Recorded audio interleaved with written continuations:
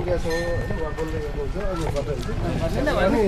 यसपटक चाहिँ घन्टी चिन्हमा मतदान गरिदिनु पर्यो भनेर हामीले लामो समयदेखि विभिन्न राजनीतिक दलहरूलाई समयक्रम अनुसार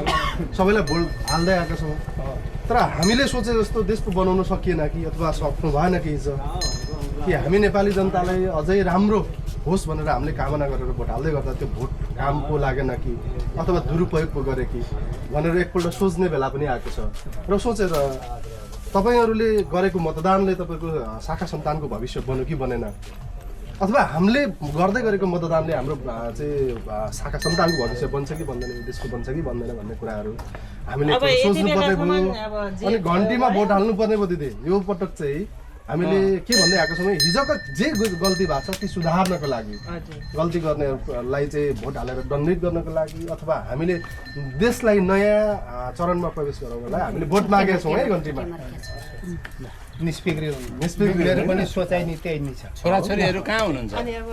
छोरो चाहिँ छोराछोरी त घरमा बाहिर छ छोरी चाहिँ घरमा छ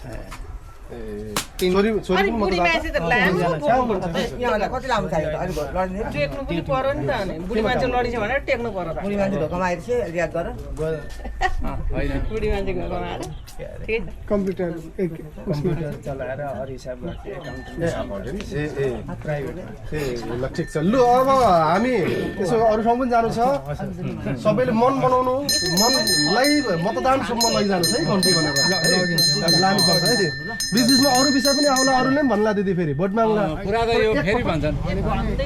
यसपालि बदलिँदैन यसपालि हेर्ने 5 वर्षको लागि हो ठिक अर्कोचोटि भनेको छ हाम्रो